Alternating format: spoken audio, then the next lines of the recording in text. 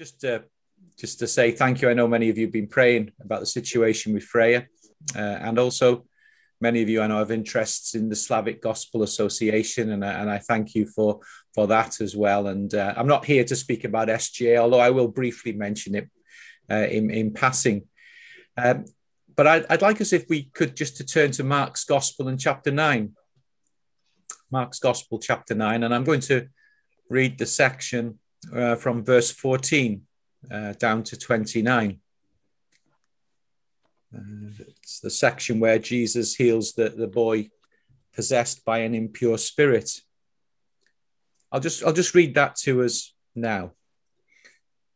When they came to the other disciples, Jesus had just been up the Mount of Transfiguration with Peter, James, and John, and they came down and they saw a large crowd around them and the teachers of the law arguing with them. And as soon as all the people saw Jesus, they were overwhelmed with wonder and ran to greet him. "What are you arguing with them about?" he asked. A man in the crowd answered, "Teacher, I brought you my son who is possessed by a spirit that has robbed him of speech. Whenever it seizes him, it throws him on the ground. He foams at the mouth, gnashes his teeth, and becomes rigid. I asked your disciples to drive out the spirit, but they could not." "You unbelieving generation," Jesus replied, "how long shall I stay with you?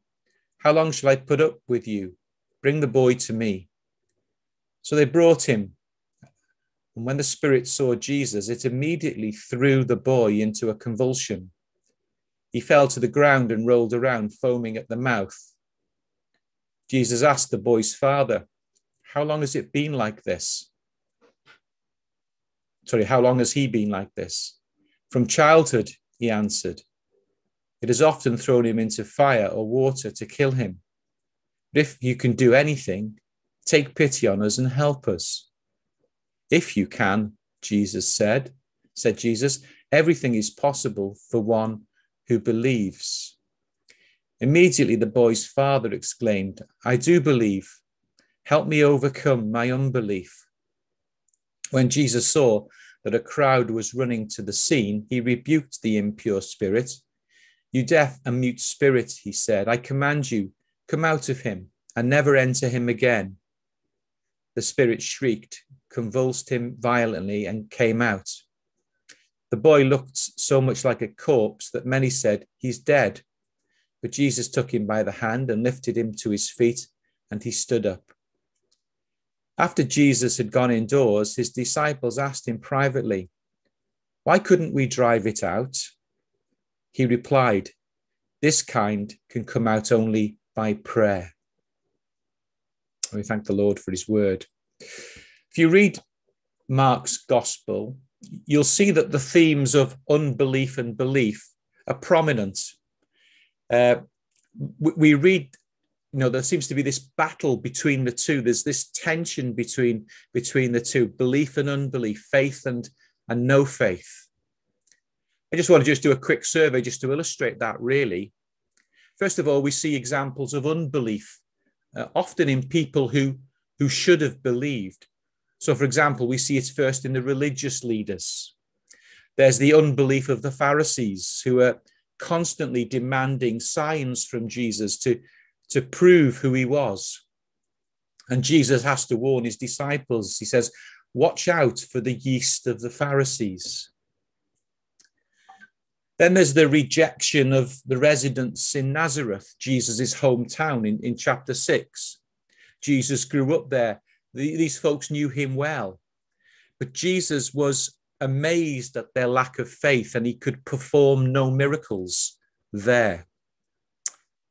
And probably the most surprising and maybe shocking is the unbelief that we see in the disciples. These men witnessed firsthand the feeding miracles, the feeding of the 5,000, the feeding of the 4,000. They witnessed the healings, the exorcisms, the calming of the storm, the walking on the water. They saw all of this firsthand. And yet the disciples, it seems, struggle to recognize who Jesus is and put their faith in him. But in contrast, we also read of instances of faith, some that are unexpected and remarkable.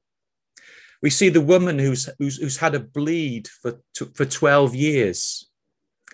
And she says, if I just touch his clothes, I will be healed.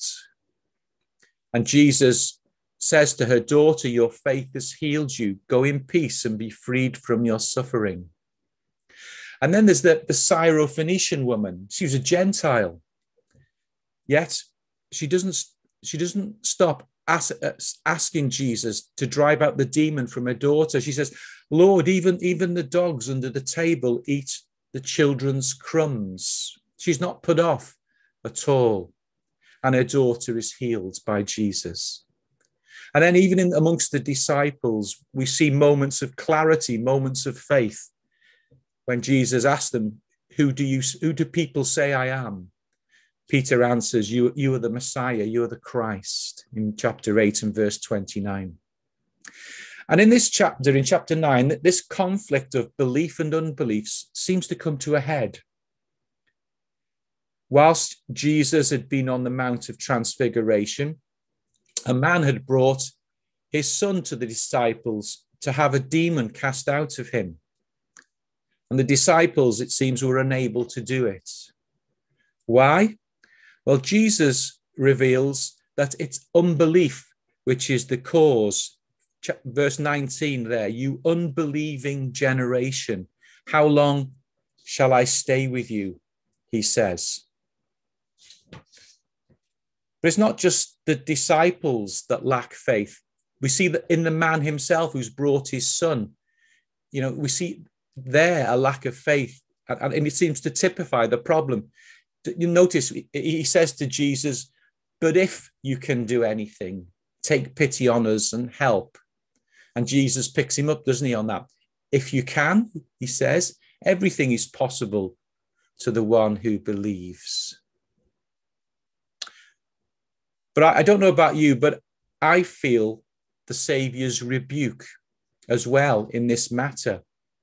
Because I feel he could be saying those words to me. I just want to share with you a couple of recent examples.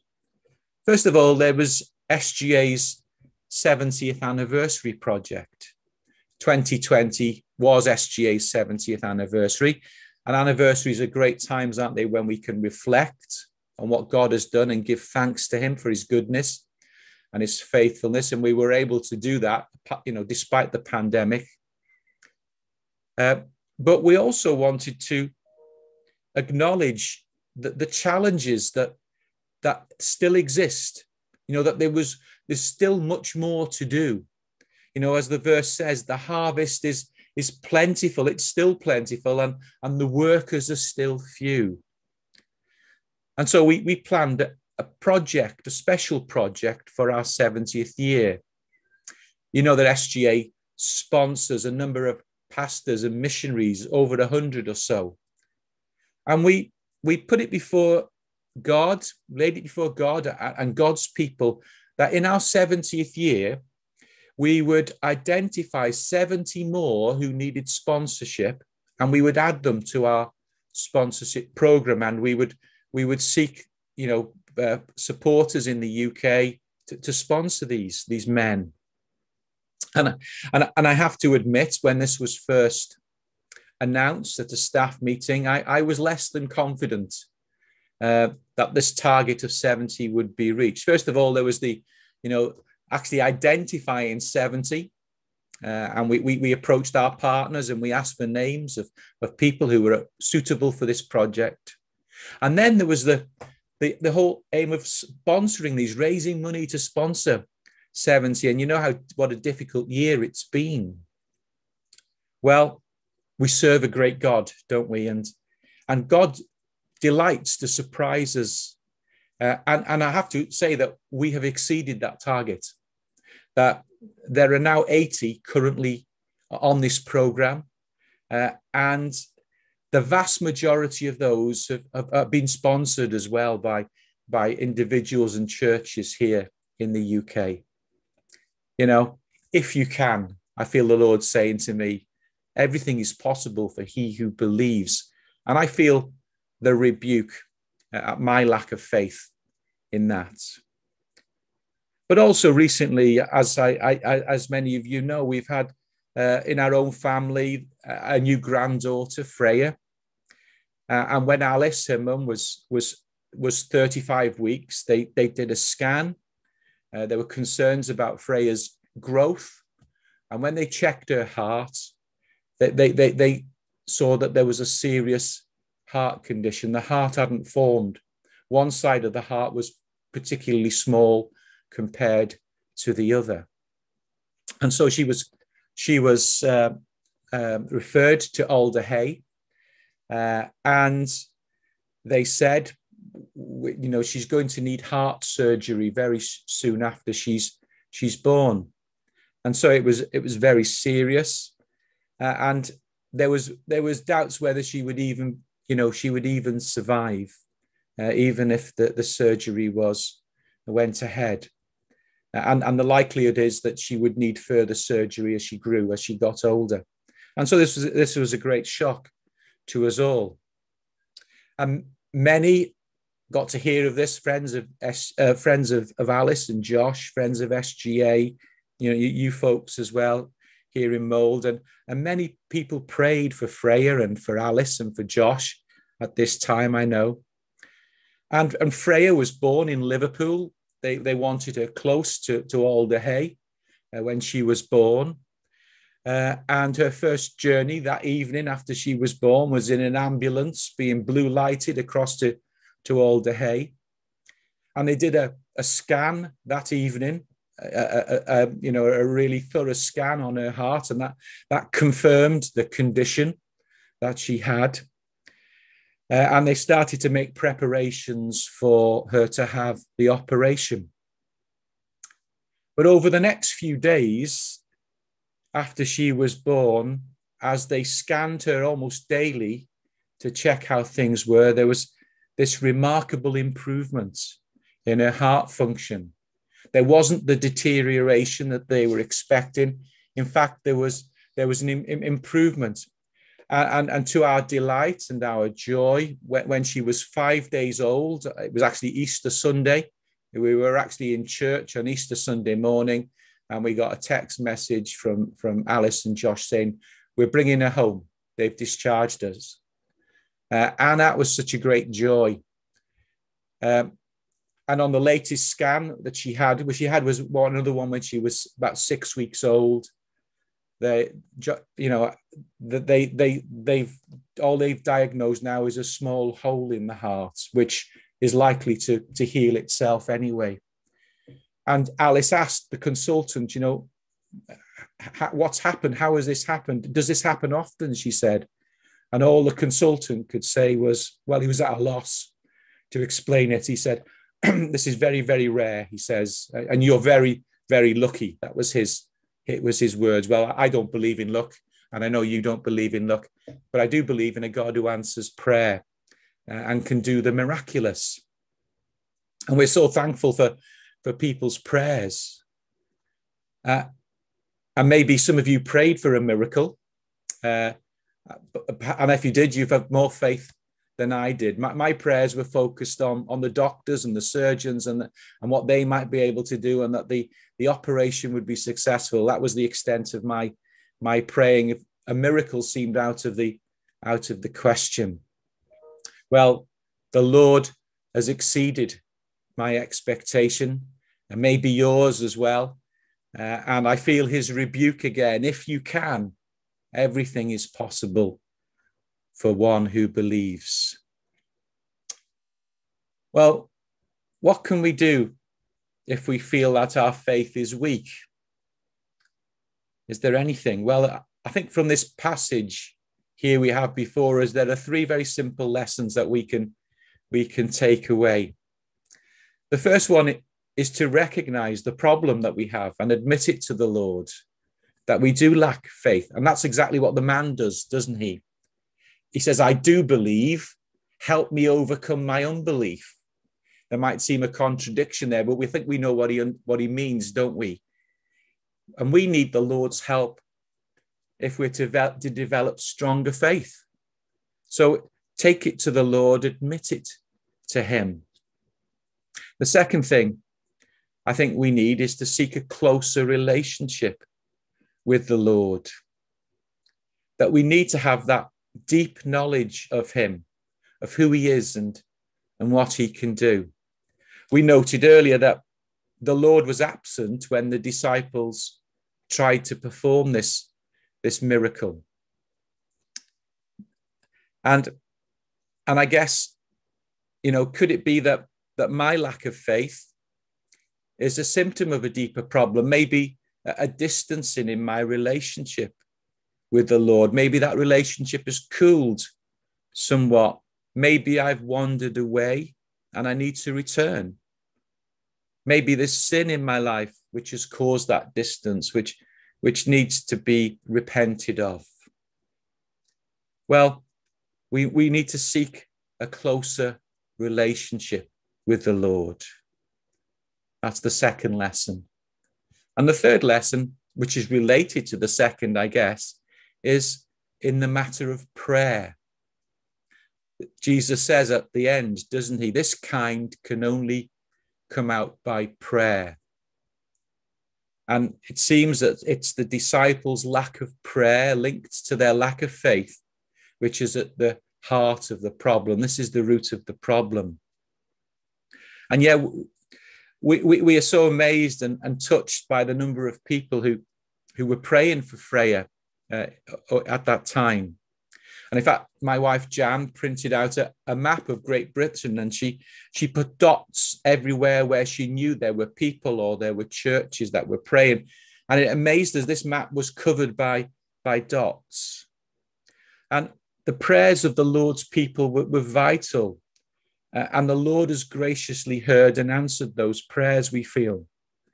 And we feel privileged about that and blessed, but also humbled as well. Why us? And I don't have an answer to that apart from the Lord's grace.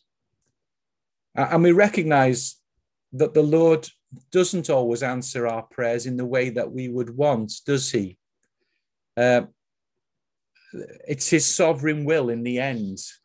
And if that has been your situation, maybe you've been praying for something and the Lord hasn't answered in the way that you would like. Well, that I'm not saying that that's because of a lack of faith, not at all. Indeed, the story of Freya really illustrates my lack of faith, but God has worked despite me. And ultimately, we acknowledge, don't we, and we recognize that the Lord is sovereign in all of these matters. And I guess we must believe that, and that takes faith as well, isn't it? And trust that the Lord knows best for us in our situation, whether he answers our prayers as we would like, or whether he answers them in some other way. Yet we must trust the Lord that he knows best for us. And as I close, I just want to remind you of what SGA's founder, Peter Deinecker, used to say. He had a catchphrase, and it was simply this: much prayer, much power. Little prayer, little power. And as a mission, SGA has known that. And over the last 12 months or so during the pandemic, we've particularly experienced the Lord's goodness to us as a mission, and how the mission has continued to grow despite all the restrictions and everything that's been going on.